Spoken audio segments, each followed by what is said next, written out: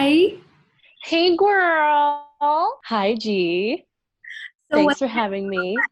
you know, you're someone who is like everyone wants to work with you because you have this yes, let's attitude. What have you been doing in the lockdown?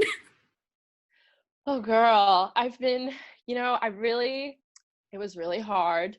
I feel like I've been in a very unique position whereby I was graduating and I was going to go out into the industry and I was super excited. And then within the span of a week, everything was like taken away from me.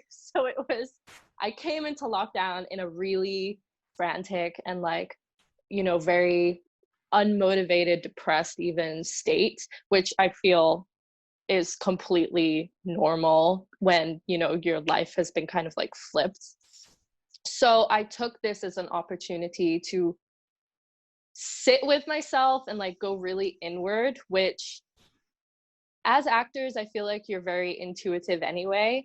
And as performers, and we've worked together, you'll know like we self-reflect and we're very aware. Yeah, I just really, did some soul searching. And it was very hard and very, soul searching isn't like, I think people are like, I'll travel to like the other side of the world and I'll like climb a mountain and I'll just like find myself.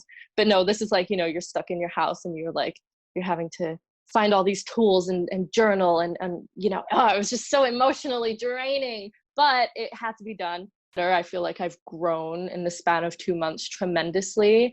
And I feel like from this point forward, like no matter what I do work wise or like with friends or relationships, I will have a very different like outlook and way of receiving information and a way of like putting my energy back out. It's difficult because I did lose my job. So financially it's been hard. I mean, not that I have like one job, but like all Yeah. my shows that were lined up were gone. Luckily, some did convert online, like storytelling. I don't know if you were able to do this, G, but for me, because I'm permanent resident, I was able to apply for like the government like Yeah. payout, so I got like a bit of money at the start, and then afterwards they were like, we gave you enough, you don't need any more, and I was like, what? I have no work. Um, and now things are great. Like I've got a full-time job, which I got like yesterday. I start in September. Yeah, people are like slowly starting to find work again. Of course, it's going to take a while for things to really roll. Um, but like production houses are back open. I've been able to film things with people, which has been nice. Everyone's really thankful to be able to, kind of get back to work. What many people don't know that we were classmates just literally 2 years ago. 2 years But ago. it really feels like ages ago, because a lot has happened. The acting industry in Singapore is very small and it has its own pros and cons. So Hmm. what sort of challenges have you faced as an actor here? Well, thanks for saying all that. Yes, we were classmates for 3 years. Can you believe we've been at Lasalle that long? um, Well, I mean, being in school is hard when you want to work as well, because obviously you can't schedule very well. But in the time off, in the summers, and the winter holidays, I'd always make myself available for work. Challenges, I think it's more so like there isn't really a big abundance of work. And for example, if I want to go into film, which I did try for a little while, it's hard for me because a lot of local films are based like film locally and like look for a local cast. So usually I'm like an extra in the background, um, or I am the expat tourist who's looking at the Singapore flyer, which I'm totally fine with. But it's hard in the film side for me to find those like roles that I want to actually do, and that have a bit of substance to them. Uh, but also I'm not very that's not where I'm focusing right now. I do focus more on the theater side and the performing side. I feel like I am a good person to work with, and like I do have a very professional attitude no matter what I do.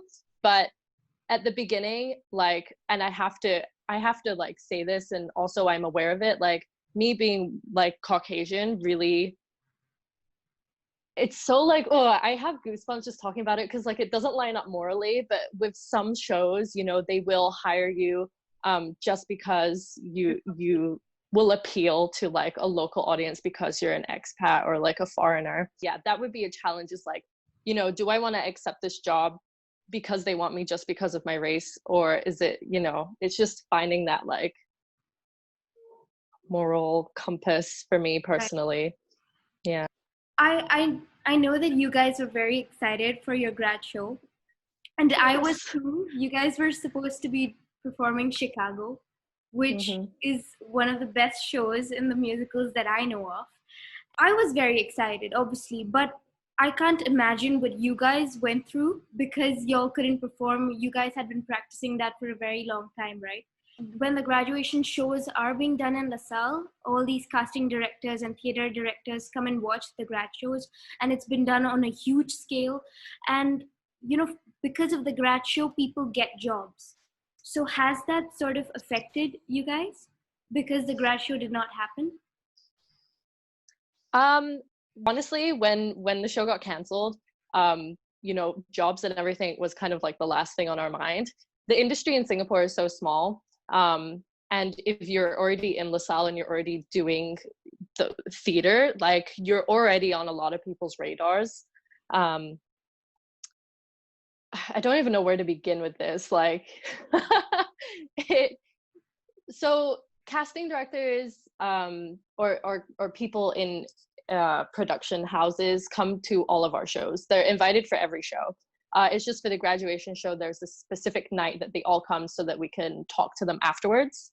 That wasn't, I don't think that was really a massive issue. The issue was, you know, our show got canceled, all our hard work and our like, you know, the closure of this journey was kind of taken away from us, and we didn't have a reason to, like, there was nothing we could blame it on, because you can't control the situation and what's happening. It just had to be canceled, and it was awful. But we, you know, LaSalle and our program leader are working on, you know, doing a smaller scale version of it next year, of which people will be invited to and will get to perform. So hopefully that. You always knew that you wanted to be an actor, right? Always, since you were 12? Oh, even before. I think it was my grandparents. Like, they really kind of pushed me into performing. And I think in the UK, it is such a part of like everyone's childhood to go to dance class or, you know, do drama.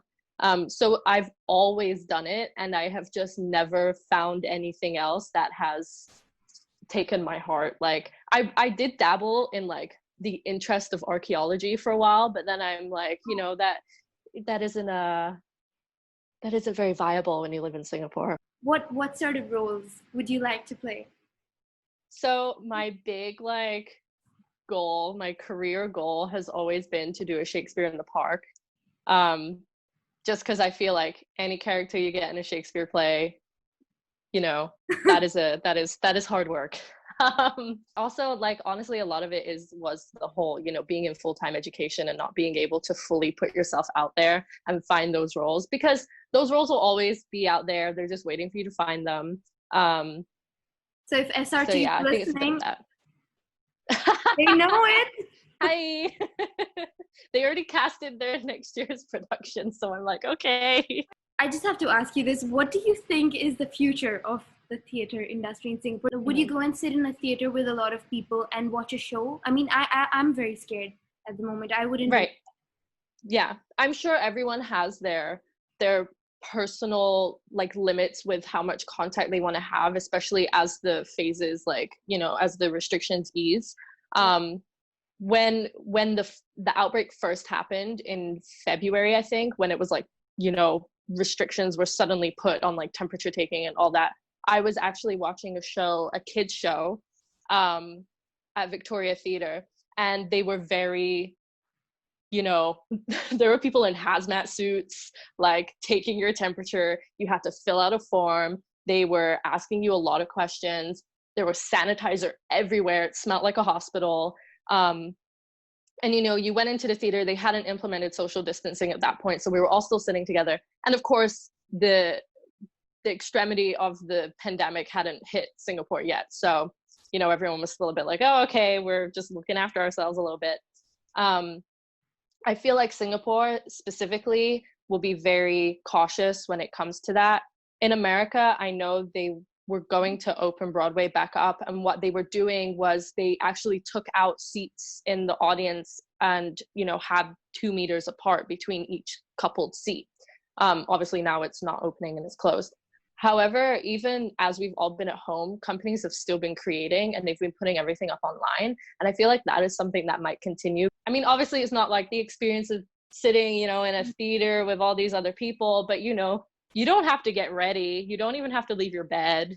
You can just turn off your lights and you're watching this performance in front of you that you're a part of because you can see the other audience members. So it's cool. I feel like that's something that's going to continue. Everything is sort of moving online now. I know that you have started something quite interesting on Instagram with when you're exercising. I forgot the name of that character. Meganfitness. Yeah. Wait, how did that come about? What exactly was the idea behind that? On TikTok, like, we were just scrolling, and there was this one girl who this is a very British thing, but like a Manchester girl or like a chav is like the equivalent of an alien in Singapore, but worse. Like, you cake on the makeup, you have like blocked brows, they have this thick accent. And we were just laughing at this girl's TikTok, and then we just searched Manchester Girl into YouTube, and we saw all of these like skits of people just like being this like outrageous character. And we were like, oh my God, if only, like, you know, it'd be so fun to do something like that. So the next day, like, I put on my fake tan, I put on the makeup, I put on the accent, and then we just like conceptualized, like, within like an hour, this Megan character. And that was just because we were bored. Like, it was so entertaining. You know, I know, and so interesting. I'm glad we didn't tell anyone we made it, and then we made her an Instagram account just so like it could be separate from our own, because, you know, my Instagram is like professional stuff. And so we made the fitness account and had so many people be like, Daisy, who is this person? They just followed me. They kind of look like you, but I'm not sure. Who is this? And I'm like, it's just Megan, in it, love. I don't know. Yeah. Oh my but God. You know, it was just for quarantine fun, so we kept that up. If someone in Singapore wants to be an actor, right? How do they go about it?